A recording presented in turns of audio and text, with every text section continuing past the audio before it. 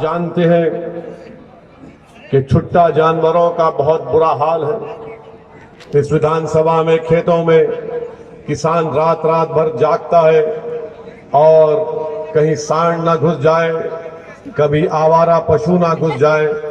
हम आपसे वादा कर रहे हैं कि इंशाअल्लाह ताला हम ना सिर्फ आवारा पशुओं को भी कंट्रोल करेंगे, सांड को भी कंट्रोल करेंगे, बल्कि जो दूसरे पार्टियों के सांड हैं उनको भी कंट्रोल करेंगे, और जो आवारा हो चुके हैं उनको राह रास्त पे लाएंगे इंशाअल्लाह।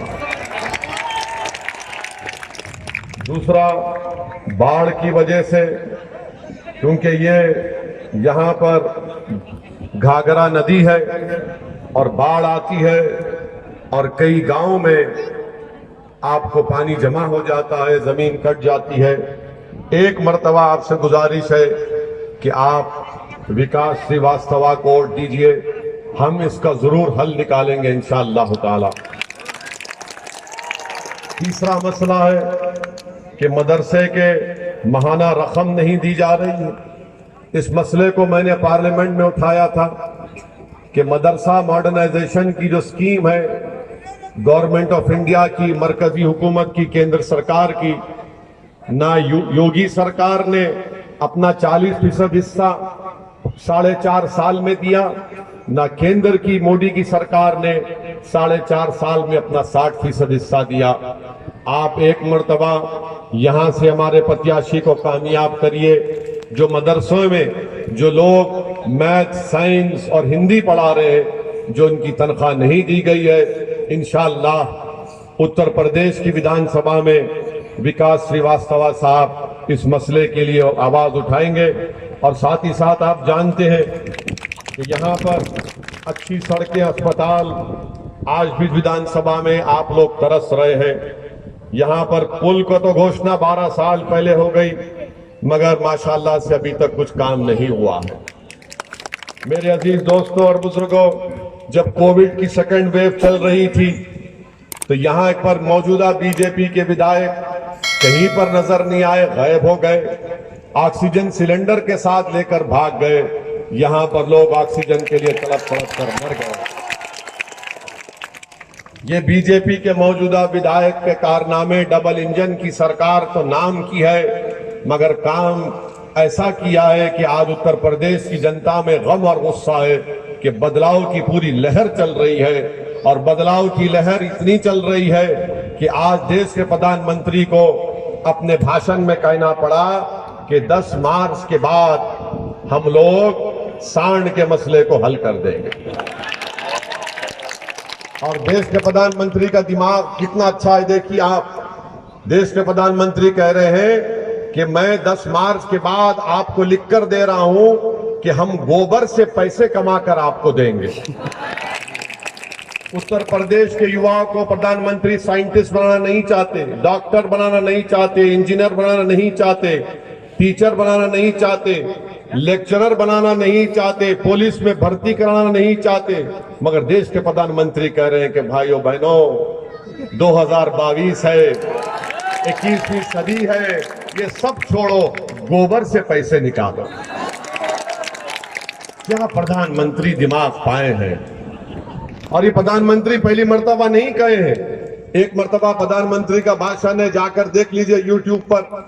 प्रधानमंत्री ने आईएएस आईपीएस ऑफिसरों के दरमियान में कहा कि एक मर्तबा मैंने देखा कि मैं एक चाय की बंडी है, उसको चाय बनाने के लिए उसके पास गैस खत्म हो गई, तो बाजू गंदा नाला है, नाले से गैस निकल रही है। उसने जुगाड़ किया, उसने नाले के गैस को लेकर चाय बनाकर अपना कारोबार किया। क्या दिमाग है प्रधानमंत्री आपका, वाह। माने नाले की गैस से उसने चाय बनाया। प्रधानमंत्री हमको भी बनाकर दिखाइए, नाले के गैस से चाय कैसा बनती है। आप बताइए कि देश का प्रधानमंत्री है और इस तरह की बात करता है कि गोबर से इनकम निकाल देंगे। प्रधानमंत्री युवाओं को नौकरी आपने नहीं दी, आपने किसानों को एमएसपी नहीं दी, तो आप तैयार हो जाइए। प्रधानमंत्री कहेंगे भाइयों बहनों अब गोबर पर एमएसपी मिलेगा आपको। तीसरी बात प्रधानमंत्री ने कही कि उत्तर प्रदेश की जनता ये कह रही है कि हमने मोदी का नमक खाया, उससे गद्दारी नहीं करेंगे। देश के प्रधानमंत्री, ये आपका नमक कब से हो गया? ये तो देश का नमक है ना। अगर आप ये कह रहे हैं कि प्रधानमंत्री पहुंचे कहां, उस प्रधानमंत्री के पोस्ट पर देश का नमक खाकर पहुंचे ना। मोदी का नमक खाकर तो मोदी प्रधानमंत्री नहीं बने, देश का नमक खाए। मगर प्रधानमंत्री इतने अहंकार में है, इतना गुरूर तकब्बुर में है कि प्रधानमंत्री कह रहे हैं कि मेरा नमक खाए हैं। प्रधानमंत्री, हम आपका नमक ना कभी खाए हैं ना इंशाअल्लाह खाएंगे। हम देश का खाते थे और खाते रहेंगे। हम देश से वफादारी करेंगे। अगर मैं बीजेपी के खिलाफ जाऊंगा तो मैं देश के खातिर बीजेपी के खिलाफ जाऊंगा। अगर मैं मोदी और योगी के खिलाफ जाऊंगा तो देश की खातिर जाऊंगा। देश बड़ा है प्रधानमंत्री, देश का नमक तुमसे बड़ा है और हम सब देश से छोटे हैं। देश से कोई बड़ा नहीं हो सकता। मगर प्रधानमंत्री ये कह रहे हैं कि नमक। अब तीसरी बात प्रधानमंत्री के दिमाग में ये भी आ गई कि वो अब ऐलान कर रहे हैं कि फिक्र मत करिए, युवाओं को ये किया जाएगा। 4.5 साल में 5 साल करीब 7 साल हो चुके हैं, आपने उत्तर प्रदेश की जनता को क्या दिया? आप कह रहे हैं कि नमक मेरा खा रहे। नहीं प्रधानमंत्री जी, अगर मैं पेट्रोल डीजल डलाता हूं तो उस पर जो टैक्स सरकार लेती है आपकी, उससे आप गरीब को राशन देते। आपको एहसान नहीं कर रहे। अगर कोई एक माँ अपने भूखी औलाद को बिस्किट का पैकेट खरीदती है तो उस पर जीएसटी लगता है और उस जीएसटी से आप गरीब को उसको आप राशन देते हैं। मगर देश के प्रधानमंत्री समझते हैं कि मैं प्रधानमंत्री नहीं हूं, मैं दिल्ली का बादशाह सलामत हूं। ये इनकी बहुत बड़ी परेशानी है। मेरे अजीज दोस्तों और बुजुर्गों, एक और अहम बात आपको बताना चाहते थे कि यहां पर समाजवादी के जो प्रत्याशी हैं बहुत अनाप शनाप हमारे बारे में बक रहे हैं। हम उनसे कहना चाह रहे हैं, भाई साहब हमारे मुंह मत लगो आप। हम किसी को नहीं बख्शे। आप हमारी जबान का मुकाबला नहीं कर पाएंगे, याद रखो। अब आप ज़ईफ हो चुके हैं, घर में बैठो, दुआ दो, मेरी सरपरस्ती करो।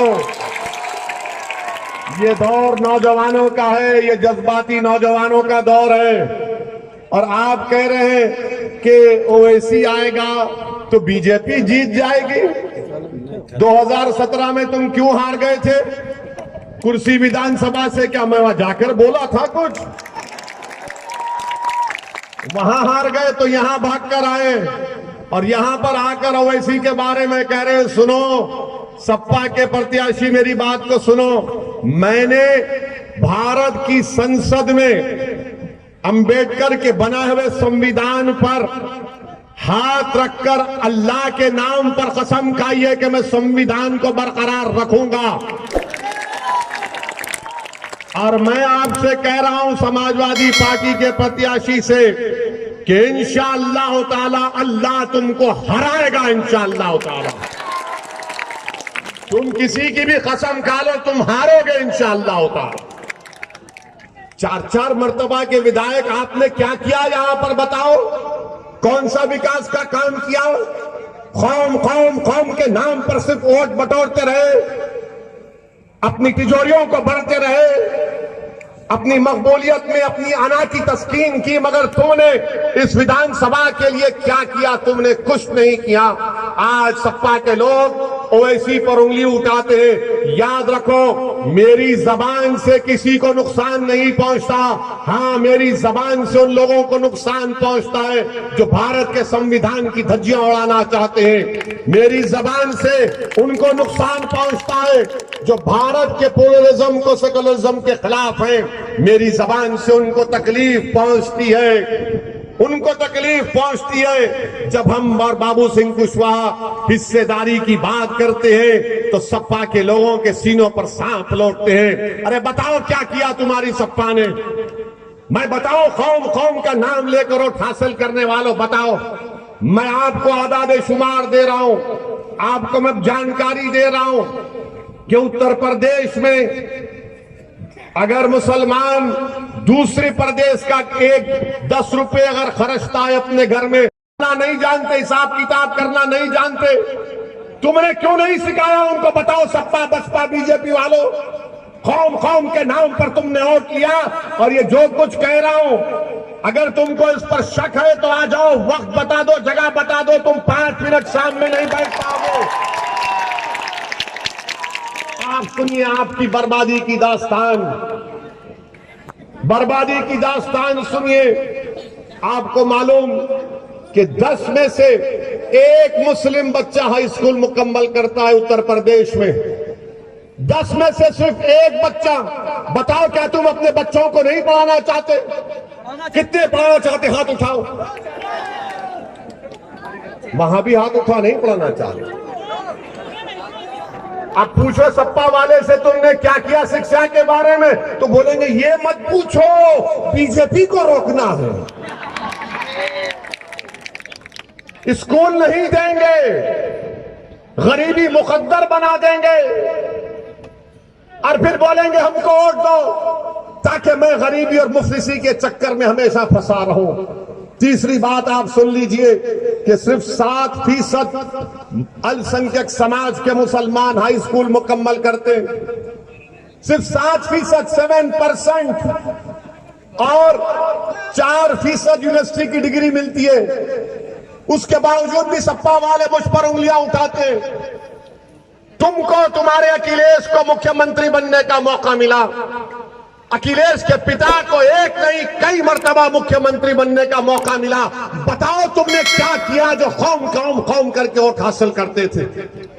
आपको कुछ नहीं मिला। और आपको एक और बात बता रहा हूं, आपको मालूम कि उत्तर प्रदेश में जो अल्पसंख्यक समाज का मुसलमान है वो अपर कास्ट से अगले जात वालों से 6 साल पहले मर जाता है। जिंदगी में इज्जत नहीं, मौत में भी नहीं है। ना जिंदगी में बराबरी दिए, ना मौत में बराबरी मिल रही। अब बताओ फिर आप किस बुनियाद पर इन पार्टियों को वोट देंगे? मुझसे दुश्मनी क्यों है? क्योंकि मैं इन चीजों को बयान करता हूं। मुझ पर गोलियां क्यों चलाई जा रही है? इस वजह से कि ये गरीब और मजलूमों में जाकर हकीकत को बयान कर रहा है। मैं आपको उठाना चाहता हूं, मैं आपको खड़ा करना चाहता हूं, मैं आपको नेता बनाना चाहता हूं। ये मेरी लड़ाई नहीं लड़ रहा हूं, आपके लिए लड़ रहे हैं हम लोग। ये सपा वाले आपको नहीं बताएंगे। ये पूरा डेटा है, आंकड़ा है मेरे पास। अखिलेश क्या कहेंगे? हम अल्पसंख्यक समाज को ई रिक्शा देंगे। अरे अबे ई रिक्शा की जरूरत नहीं है, शिक्षा में स्कूल की जरूरत है, कॉलेज की जरूरत है, गरीबी के खात्मे की जरूरत है। आप वो भी नहीं देना चाहते हमको। और आपको मालूम मेरे अजीज दोस्तों और बुजुर्गों, ये कौन जिम्मेदारी लेगा फिर इसका? इसीलिए मंजलिस पर तनकीद की जाती है, बाबू सिंह कुशवाहा पर उंगलियां उठाई जाती हैं। हम आपसे अपील करने आए हैं मेरे अजीज दोस्तों और बुजुर्गों कि आप 27 तारीख के दिन विकास श्रीवास्तव जिसका निशान पतंग है उसके निशान पर वोट डालिए। ये लड़ाई हमारी है, ये लड़ाई आपकी है, और मेरी जिंदगी की कोई कीमत नहीं है। मैं शुक्रगुजार हूं बाबू सिंह कुशवाहा साहब का कि उन्होंने मुझे इतना मान सम्मान दिया, मुझे इतनी इज्जत दी और कहा कि असदुद्दीन ओवैसी के साथ कुशवाहा खड़ा हुआ है। मैं इनका शुक्रिया अदा करता हूं, मगर मेरी जिंदगी की कोई अहमियत नहीं है। मैं दुनिया में आया तो चला जाऊंगा, आपका मुस्तकबिल अहम है। कल आने वाला सूरज जब निकलेगा वो तुम्हारा होगा, याद रखो। और अगर जो गोली हमको मार रहा है हमको मारने दो, हमको परवाह नहीं, हम सिक्योरिटी नहीं लिए। हमने पार्लियामेंट में खड़े होकर कहा कि हमको सिक्योरिटी जेड कैटेगरी की नहीं चाहिए, हमको ए कैटेगरी का शहरी बनाओ आप। अगर ओवैसी को सिक्योरिटी मिल जाएगी और मेरे बच्चों को नहीं मिलेगी तो उसका क्या फायदा? अगर ओवैसी को सिक्योरिटी मिल जाएगी और मेरे 22 बच्चों को CAA NPR के प्रोटेस्ट में गोली मारकर उनको शहीद कर दिया गया तो मेरी जिंदगी का क्या फायदा? अगर 10 में से सिर्फ 1 बच्चा हाई स्कूल में पढ़ रहा है तो मैं क्या करूंगा सिक्योरिटी लेकर? अगर 19% में सिर्फ 4% बच्चे ग्रेजुएट हो रहे हैं तो मैं सिक्योरिटी लेकर क्या करूंगा? अगर सबसे गरीब मैं हूं तो मेरी सिक्योरिटी क्या फायदेमंद? सबसे ज्यादा बेरोजगार अगर हम हैं तो सिक्योरिटी लेकर मैं क्या करूंगा? तुमको मालूम उत्तर प्रदेश में ये सपा बसपा वाले आकर कहते कौम कौम कौम। कितने मुसलमानों के पास 2 एकड़ जमीन है? 1%। बताओ फिर क्या होगा आपका? आप जिम्मेदार हैं किसी हद तक। मैं आपके दरमियान में खड़े होकर आपसे शिकायत कर रहा हूं, क्योंकि आपने इनको इनका साथ दिया, ये समझकर साथ दिया कि हमसे इंसाफ होगा, मगर इन्होंने इंसाफ नहीं किया। अगर मैं, अल्लाह ने मुझे लंदन से डिग्री दी, मैं लंदन से पढ़ के आऊं, मगर मैं अपनी काबिलियत की तारीफ नहीं कर रहा हूं। मैं उस पार्टी से ताल्लुक रखता हूं जो कमजोरों और मजलूमों की आवाज उठाती है। मेरा ताल्लुक उस पार्टी से है जो मजलूमों का साथ देती है। मैं उस पार्टी से ताल्लुक रखता हूं जो हमारे कुरैश बरादरी के लोगों को इंसाफ दिलाना चाहती है। हमारे अंसारी भाइयों के पावरलूम इंडस्ट्री को बंद करके रख दिया गया। कहां गई तुम्हारी कौम की मोहब्बत? क्या तुम्हारी कौम की मोहब्बत सिर्फ चुनाव के वक्त दिखती है? उसके बाद तुम भूल जाओगे? और ये सपा के प्रत्याशी से पूछ रहा हूं, बताओ तुम्हारा अखिलेश ने हिजाब और निकाब पर उसका क्या स्टैंड है? बोलो। मैं कह रहा हूं, मैं जब तक जिंदा रहूंगा सर पे टोपी पहनूंगा और मेरी बेटी चाहेगी तो निकाब और हिजाब पहनेगी। भाड़ में जाए तुम्हारे तमाम तबसरे। तुम टीवी पर बैठकर कहां बैठकर बोलो, नहीं रोकेंगे हम। ये मेरी शनाख्त है, मैं इस शनाख्त पर कायम रहूंगा इंशाअल्लाह ताला। अखिलेश से पूछा गया तो अखिलेश ने कहा, वो वीडियो है देखना, ऊंचा बोलो सुनाई नहीं दे रहा है। कि भाई साहब आपको भी नहीं सुनाई दिया क्या? जब पूछा गया अखिलेश से मुस्लिम वोट तो बोला नहीं सुनाई दिया। मेरे अजीज दोस्तों और बुजुर्गों, सिर्फ चुनाव की हद तक आपकी अहमियत है, उसके बाद आपकी कोई अहमियत नहीं है। 10 मार्च के बाद नरेंद्र मोदी पेट्रोल डीजल पर कीमतें बढ़ा देंगे, देखना आप।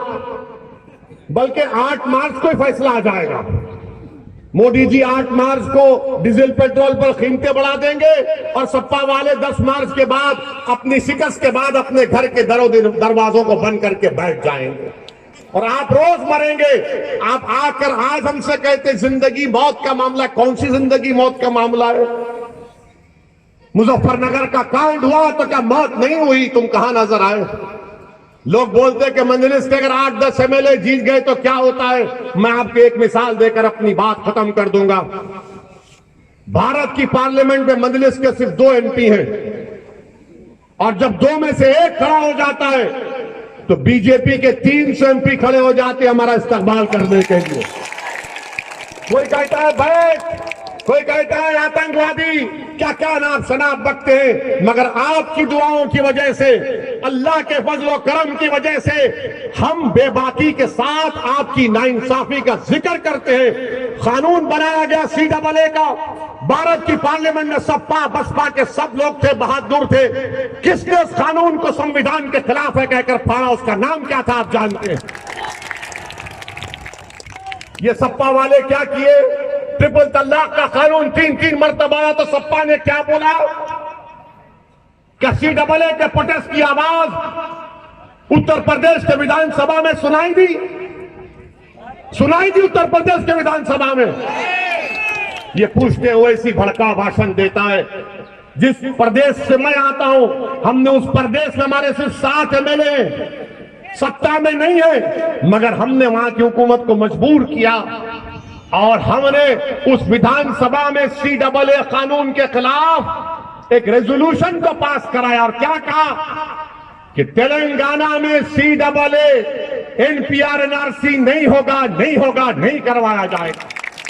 इसको कहते हैं ताकत। लोग पूछेंगे ओवैसी तुमने तो शिक्षा की बात की, बताओ तेलंगाना में क्या किया? हमने सरकार के पास जाकर तेलंगाना में गवर्नमेंट के स्कूल खुलवाए। 6 स्टैंडर्ड से 12 स्टैंडर्ड तक बच्चियां और बच्चे उसमें पढ़ते हैं, रहते हैं, खाना खाते हैं। आपको मालूम कितने मुसलमान बच्चे और बच्चियां पढ़ते हैं? 60,000। 60,000। क्या वो काम उत्तर प्रदेश में नहीं हो सकता? होगा इंशाअल्लाह ताला। जरूरत नहीं है, हम अपनी पार्टी को, अपनी कैंडिडेट को कामयाब करेंगे। मजलिस के 7 विधायक हैं तेलंगाना में और 60,000 बच्चे और बच्चियां पढ़ती हैं। उस स्कूल में एडमिशन के लिए एंट्रेंस इतना पड़ता है।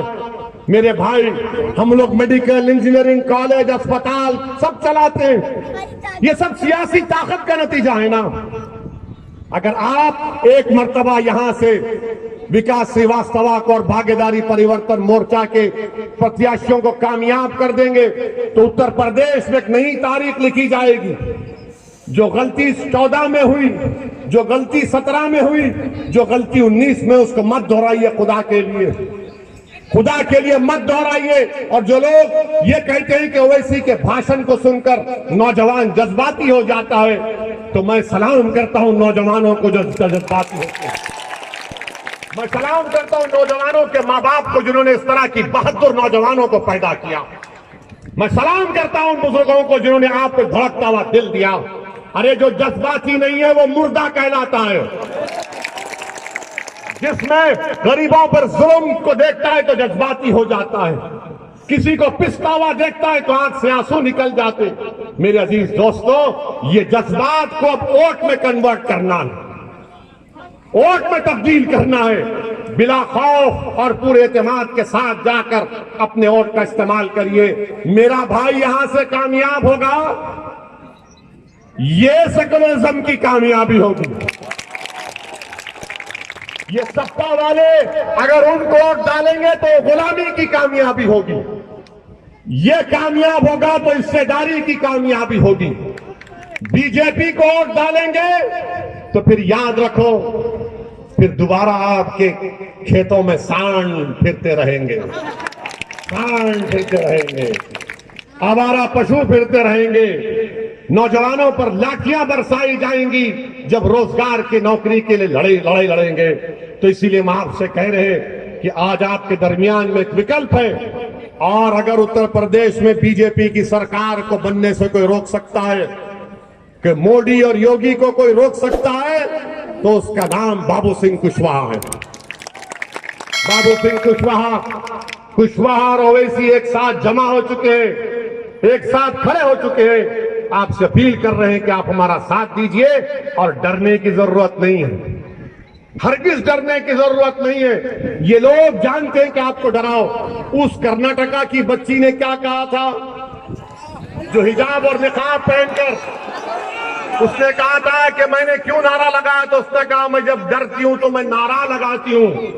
क्या नारा लगाती थी वो? जब तुम डरोगे तो क्या नारा लगाओगे? क्या नारा लगाओगे? उधर भी पुकारो। डरना नहीं मेरे भाई, जमीन व आसमान के मालिक से डरना, ना ओवैसी से डरना, ना कुशवाहा से डरना, ना अखिलेश से डरना, ना योगी से डरना, ना मोदी से डरना, किसी से नहीं डरना। ये भारत का संविधान अंबेडकर का बनाया हुआ आपसे कहता है कि सब बराबर हैं, डरने की जरूरत नहीं। हक की लड़ाई है, हुकूक की लड़ाई है, हिस्सेदारी की लड़ाई है। और आपसे अपील करते हैं कि आप एक होकर यहां से भागीदारी परिवर्तन मोर्चा और मजलिस के उम्मीदवार को कामयाब करिए। बहुत बहुत शुक्रिया। खुदा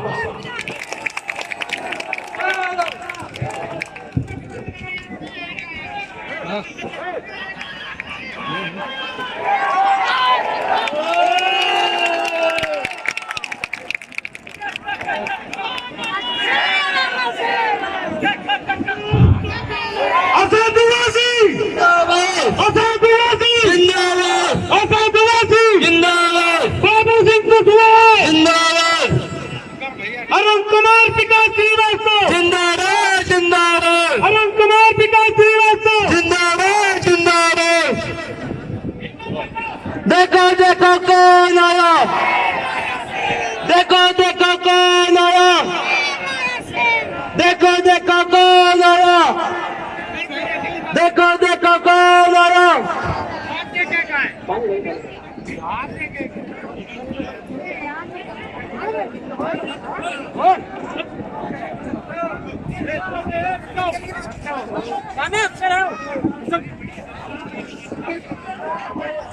देखो देखो